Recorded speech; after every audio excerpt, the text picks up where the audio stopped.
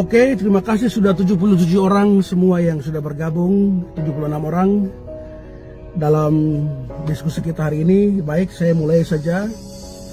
Mohon maaf untuk semua rekan-rekan, berhubung Jayapura lagi hujan dan juga Papua sebagian besar di wilayah Jayapura berdasarkan data BMKG lagi hujan deras. Untuk itu kita semua harus menjaga kesehatan kita, imunitas tubuh kita supaya tetap selalu sehat dan selalu diberkati Tuhan Yang Maha Kuasa. Terima kasih. Saya mulai saja langsung.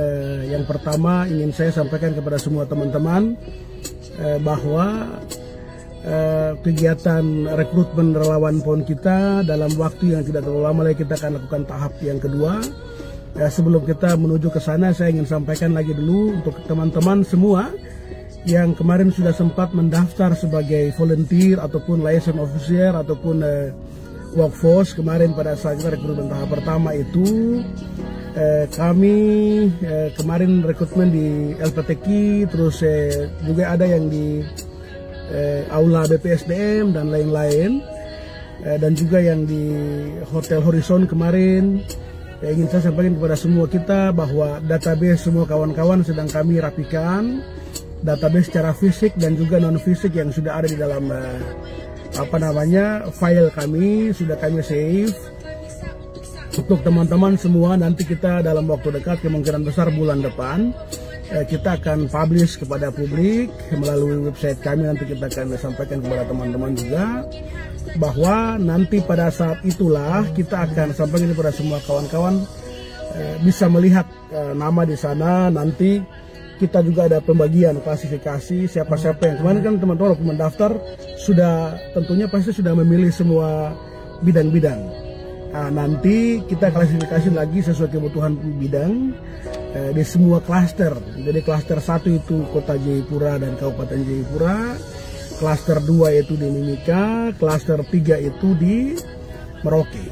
Seperti itu, sehingga teman-teman semua selalu mengikuti arahan-arahan dari kami ataupun informasi-informasi dari kami.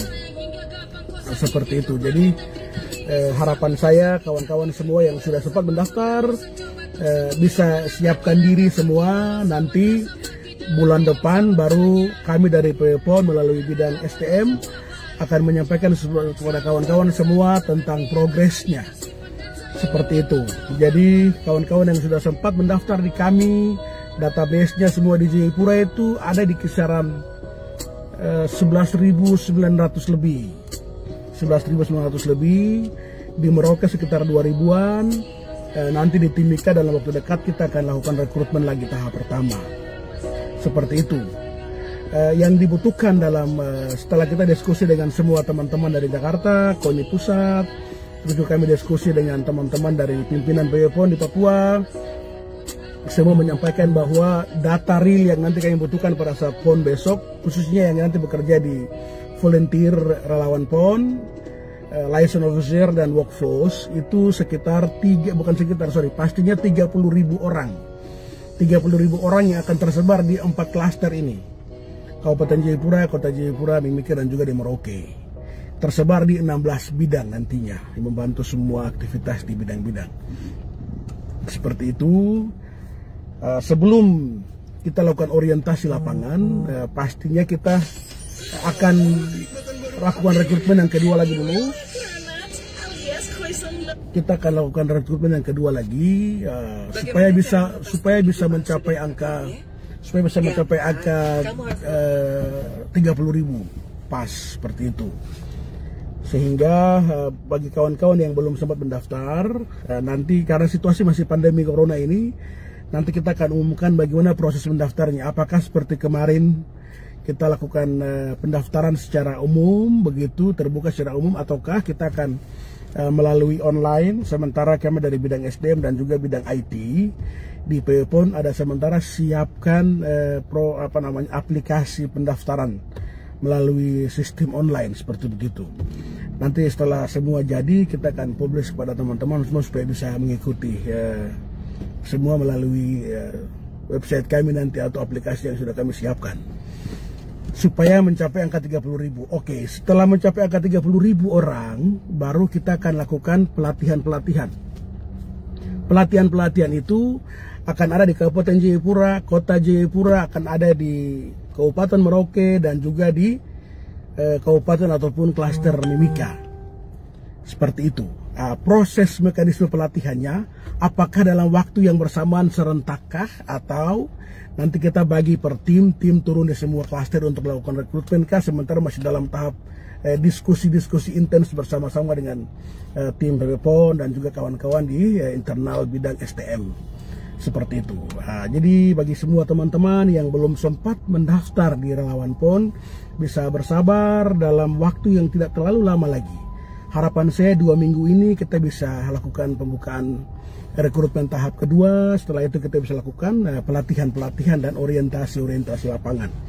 Seperti begitu. Jadi untuk diketahui bahwa kami juga nanti akan ada pengadaan topi, baju, sepatu, seperti begitu untuk para volunteer. Satu orang bisa dapat 2 atau 3 baju untuk lakukan pada saat hari hanya. Kita volunteer semua akan dipekerjakan pada saat turnamen itu berlangsung atau event itu berlangsung, positifnya di bulan Oktober. Di bulan Oktober kita akan lakukan itu, dan teman-teman semua akan bekerja full time 14 hari selama PON itu berlangsung. Karena dijadwalkan PON berlangsung selama 14 hari 2 minggu berturut-turut. Sebagai bahan informasi saja, kami juga sementara sedang merangkai bagaimana semua volunteer bisa terlibat dalam giat itu. Berhubung giatnya dari pagi sampai sore, satu orang tidak mungkin tangani dari pagi sampai sore karena harus istirahat juga, harus bodinya harus juga fit dan seterusnya. Jadi ya minimal kita nanti mungkin bagi per shift. Jadi shift pagi sampai siang siapa, kemudian besoknya sore sampai malam, siang sampai sore siapa, dan seterusnya. Kita akan bagi soal teknis bagaimana caranya. Seperti itu. Untuk honorarium semua kawan-kawan yang akan tergabung dalam volunteer ataupun license officer, untuk honorariumnya semua nanti akan dikomunikasikan dengan pimpinan. Nah, harapan kami semua bisa terlibat di sana sehingga para muda-mudi yang terlibat dalam relawan ataupun volunteer PON ini bisa merasakan dan juga mencicipi momentum 4 tahunan itu di tanah Papua. Itu harapan saya, sehingga tapi kita juga akan melibatkan semua elemen pemuda, terus khususnya para pimpinan-pimpinan organisasi kemasyarakatan pemuda ataupun OKP, baik itu OKP yang berbasis nasionalis, berbasis kekayaan, berbasis agamis, dan juga OKP-OKP yang berbasis lokal ataupun ya paguyuban-paguyuban dan semua stakeholder yang ada di tanah Papua, stakeholder pemuda lah yang ada di tanah Papua. Harapan saya bisa juga kita libatkan semua dalam momentum ini sehingga PON ini menjadi milik kita bersama. Kami harus menjadi tuan rumah yang baik untuk menghadapi PON ke depan.